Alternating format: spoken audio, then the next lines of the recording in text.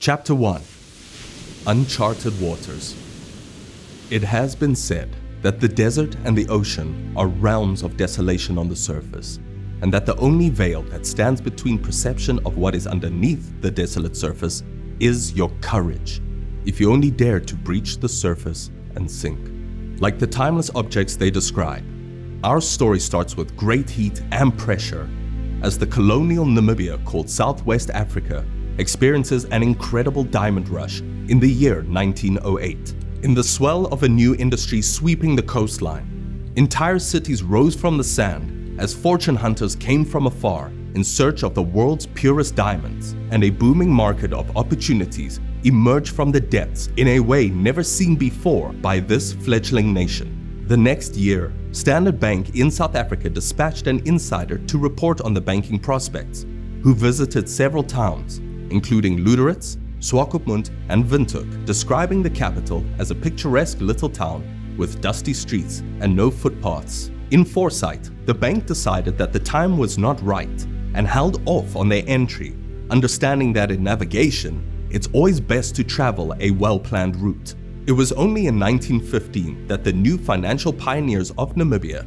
arrived in Luderitz in the wake of the hysteria, leaving the Cape Province in South Africa on what they called the bank's special train, a consortium of 15 bank officials, 7 from Standard Bank, 7 from the National Bank of South Africa, and 1 from the African Banking Corporation. Supplied with a combined payload of £6,000 worth of gold, £1,500 worth of silver, Cape Colony banknotes, branch safes, and office stationery to launch their efforts to challenge the well-established German banking industry. The first Standard Bank branch was opened in Luderitz on the 19th of August 1915, operating out of 2 rooms near the railway station, rented for £7 a month. The Windhoek branch was opened the next day on the 20th, and the Swakopmund branch opened 3 days later on the 23rd, marking the historic initiation of raising the tide for banking in Namibia, and so began a growing bank's expansion into uncharted waters. Chapter 2. Undertow. Against the international backdrop of the world's first Great War coming to an end in 1918, Standard Bank continued to sail forward and rise to new challenges, expanding through Grootfontein, Okahanja, and Omaruru. But the crew was then met by rough waters when the 18-month-long global depression of 1920 temporarily disabled both the diamond and cattle markets within the country. The country then given a C-class mandate designation by the League of Nations, effectively disinclining foreign investment. Markets dried up as exports grinded to a halt. Times were tough, even for the resilience of the Namibian people. Regardless, Standard Bank held firm in its belief of the country's potential and remained steadfast. Even during the global economic hardships brought on by the Second World War from 1939 to 1945, the bank kept the course. These periods, though painful, served to entrench the bank within the country and imparted the wisdom to steer the ship through the fray of future battles. Eventually, when the smoke finally settled over the water and the horizon opened up once more, the blue ship found itself in a completely different climate. Chapter 3. Open Seas. After the war, the trade winds changed once again, and a new influx of prosperity reached Namibian shores. Diamonds dominated the country's mining output. Caracal exports were steadily increasing, and the fishing industry was worth over £4 million by 1952. The 60s and 70s saw the bank expanding to include new business units and products to their offering, creating Standard Merchant Bank during this time, implementing credit card facilities through Diners Club South Africa, and taking over the National Industrial Credit Corporation to create Stanek. Stanek would later go on to be reabsorbed by Standard Bank of South Africa in 1978. It saw the introduction of a mutual scheme, the Plus Plan Savings Scheme, factoring facilities, Stanek's fleet management system, and the bank's own credit card.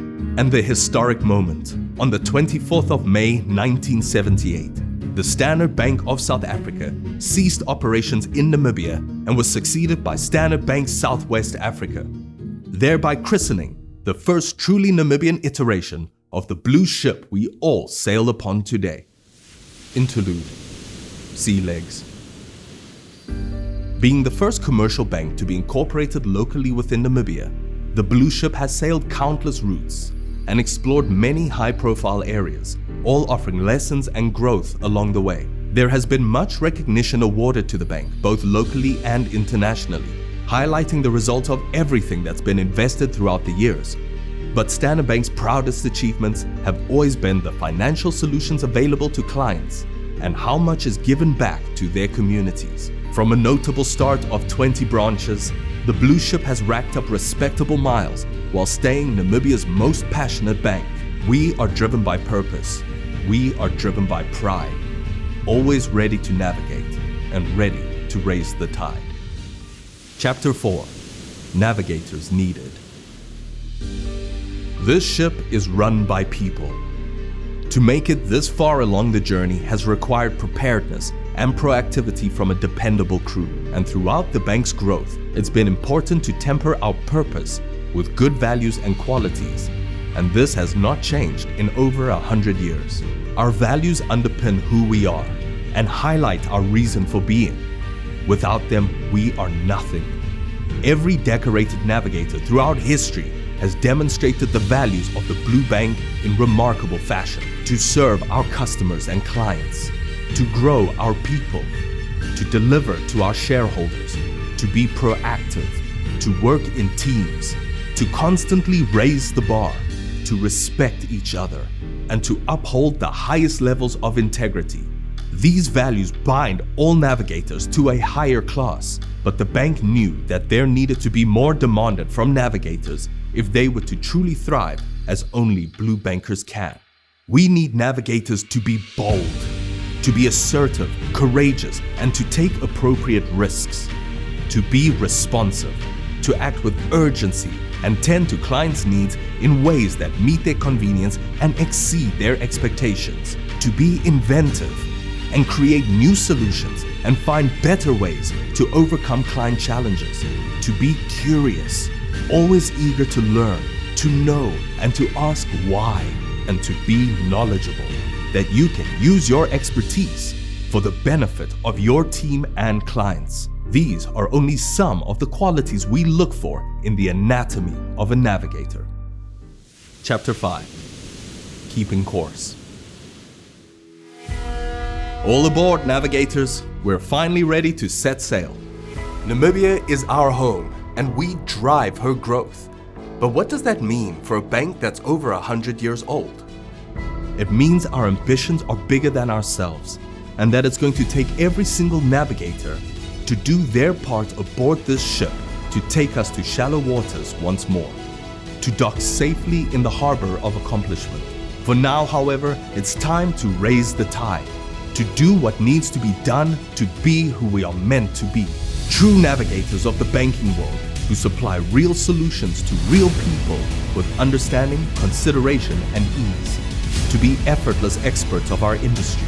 To serve both easy and difficult clients with care and grace. And to constantly be improving for the sake of the team. It's going to take a lot to get this ship to where it needs to go. Are you ready to raise the tide?